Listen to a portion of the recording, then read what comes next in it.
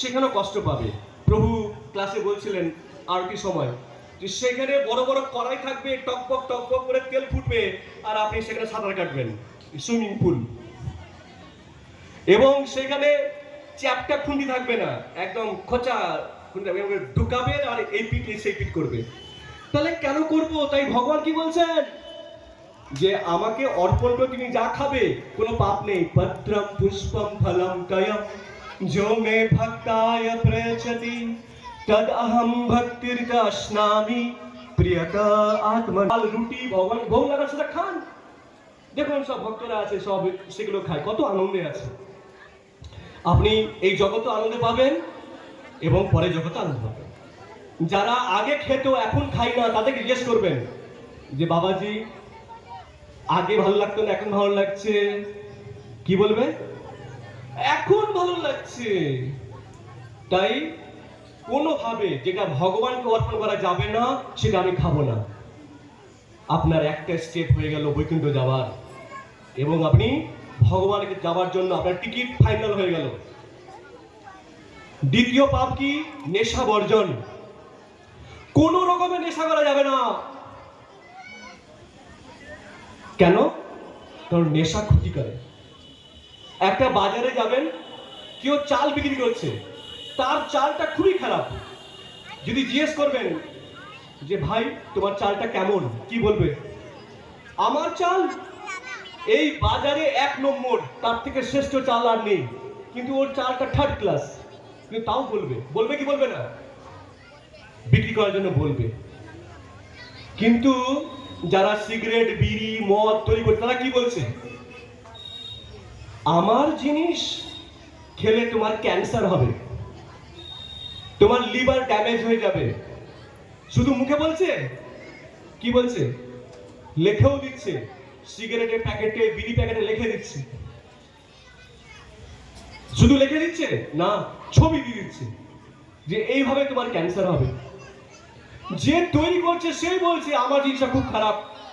তাহলে ভদ্র লোকরা এটা করে না, নেশা করে না, এটা পাপের মধ্যে পড়ছে। তাহলে আপনি সেই পাপ থেকে মুক্ত হতে পারবেন। ভগবানের দ্বিতীয় সিঁড়ি আপনি ক্রস করে গেলেন বৈকুণ্ঠ যাওয়ার। তৃতীয় সিঁড়ি কি? জুয়া, তাস, পাশা, লটারি, যেগুলো পয়সা বিনিময়ে জুয়া খেলা হয় সেগুলো করা যাবে না। এক জায়গায় মানুষরা জুয়া খেলছিল, পুলিশ এসে এমন পিটান দিয়েছে, আমি ভাবছিলাম যে এখানে যারা মার খাচ্ছে তাহলে নরকে গেলে কত মার খাবে। তাদেরকে মেরে মেরে নিয়ে যাচ্ছে। তো তৃতীয় ধাপ আপনি ক্রস করে গেলেন। আর চতুর্থ কি? অবৈধ সঙ্গ বর্জন। অবৈধ সঙ্গ মহাপাপ। ভগবান বলছেন মহাশূন্য মহাপাপমা, তার থেকে শ্রেষ্ঠ কোনো পাপ নেই। তাই আমাদের গ্রন্থে শাস্ত্রে বলছে বিবাহ করে নাও, বিবাহ করে তোমার স্ত্রীর সাথে সঙ্গ করে তুমি সন্তান উৎপাদন করো, সেটা কোনো পাপ নেই। কিন্তু অবৈধ সঙ্গ তুমি করবে না। একটা লোহার পুরুষ থাকবে, লোহার স্ত্রী থাকবে, এবং তাকে আলিঙ্গন করতে বলা হবে। তপ্ত অবস্থায় লাল টকটক করবে, বলবে আলিঙ্গন করো।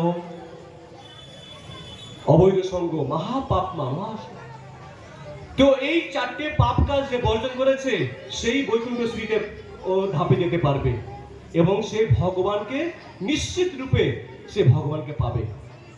এবং রাজা ইন্দ্র কি করেছে? যমশিলাতে প্রথমে পা দিয়েছে। কারণ স্বর্গে আছে, বলছে আমার তো পাপ নেই, কিন্তু সবসময় অসুররা আমাকে আক্রমণ করে। স্বর্গে যারা দেবতা আছে, যাদের আপনারা পুজো পাঠ করেন, আজকে মনসা পূজা, কালকে কালী পুজো, দুর্গা পূজা, এই সেই পুজো করছেন আপনারা, তো তাদের জীবনেও কষ্ট আছে জানেন। একমাত্র ভগবানের জীবনে কষ্ট নেই, আনন্দম অভ্যাসা। তাই ভগবান সবসময় আনন্দ থাকেন, সবসময় ভগবানের হাসি মুখ। দেবতাদের জীবনেও কষ্ট হয়, তারা অসুর আক্রমণ করে, তখন ভগবানের কাছে প্রার্থনা করে, ভগবান তাকে রক্ষা করেন।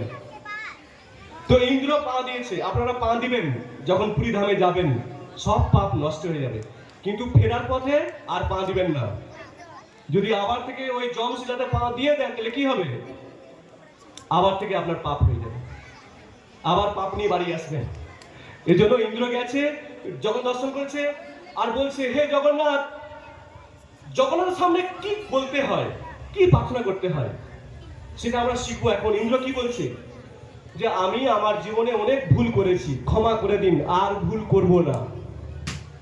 আমরা যখন ভগবানের কাছে যাব কি বলবো, হে জগন্নাথ, আমি আমার জীবনে অনেক ভুল করেছি, এবার ক্ষমা করে দিন, আর আমি ভুল করব না। কারণ ইন্দ্র অনেক ভুল করেছে, স্বর্গের রাজা দেবতা, কিন্তু এখন ভুল গোনাবো না, তাহলে সময়টা পার হয়ে যাবে। আমার অনেক ভুল করেছে, আর সবসময় ভগবানের ক্ষমা করেছেন। কারণ দেবতাদের গুণ আছে কি, তারা ভুল করলেও ক্ষমা চেয়ে নেয় ভগবানের কাছে, আর ভগবান এত দয়ালু যে সঙ্গে সঙ্গে তাকে ক্ষমা করে দেন। এটা ভক্তের গুণ, দেবতাদের গুণ, এটা ক্ষমা চাওয়া ভগবানের কাছে। ভগবান খুব খুশি হলেন এবং ইন্দ্র ইচ্ছা হলো যে আমি একটু প্রসাদ পাবো। তো গেছে আনন্দ বাজারে, সেখানে আনন্দ বাজার আছে, বলছে পান্ডাকে, বলছে হে পান্ডা, আমাকে প্রসাদ দাও। এবং ও প্রসাদের প্রতি ও এত ব্যাকুলতা দেখাচ্ছে, বলছে তাড়াতাড়ি দাও, তাড়াতাড়ি দাও। আর সে পান্ডা তাকে অনেকগুলো প্রসাদ দিয়েছে, প্রসাদ নিয়ে সে হারা দিয়েছে। পান্ডা বলছে এই পয়সা কই? তো ইন্দ্র তো সে ছদ্মবেশ ধারণ করে এসছে না, তো চিনতে পারছে না ওকে। বলছে পয়সা কই? বলছে পয়সা নেই।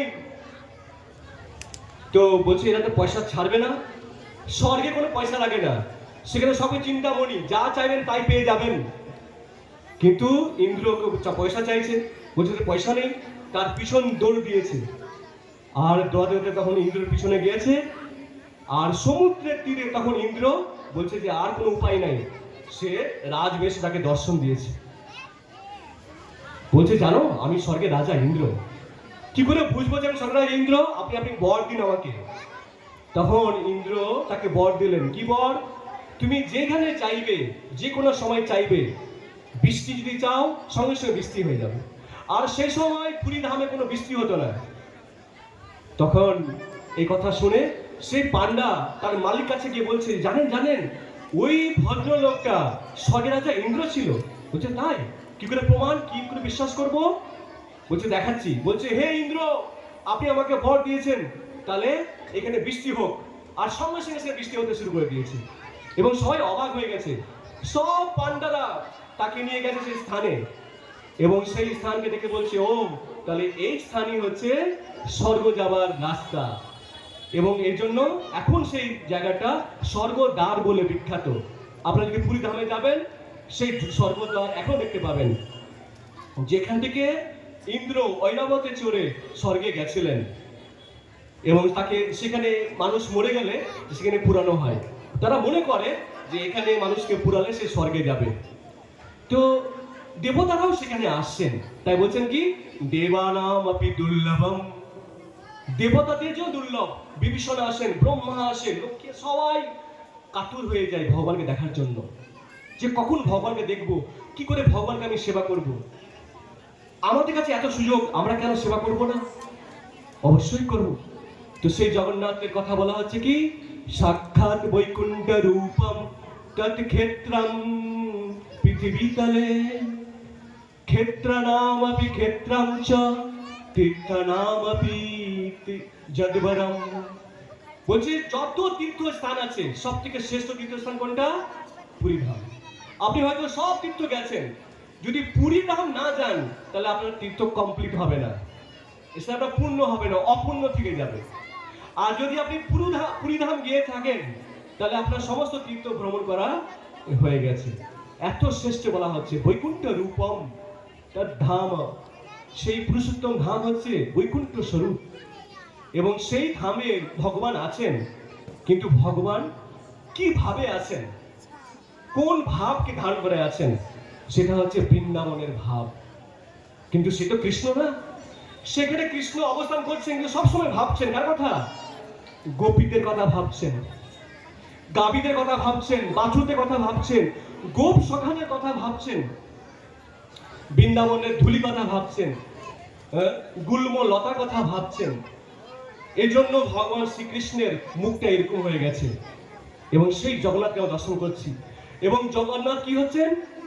গর্ব রঞ্জন, ভক্ত বৎসল। কেন? উনি ভক্তের সাথে অনেক লীলা করেন। আর পতিত পাবন, যারা পতিত, যারা জগৎ দর্শন করতে পারে না, তারাও জগন্নাথের কৃপা লাভ করতে পারে। কিভাবে? কিছু লীলা বলে আপনাদের বলবো, খুব অল্প সময় আছে আমার কাছে। দাসিয়া বৌড়ি বলে একজন ভক্ত ছিল। নাম কি? দাসিয়া বৌড়ি। বৌড়ি মানে কি? যে কাপড় সেলাই করে। ও শাড়ি বুনতো, আর শাড়ি বোনার পর সে বাজারে গিয়ে বিক্রি করতো। আপনারা মন দিয়ে শুনবেন, মাঝে মাঝে প্রশ্ন করবো যে মন দিয়ে শুনছেন কিনা।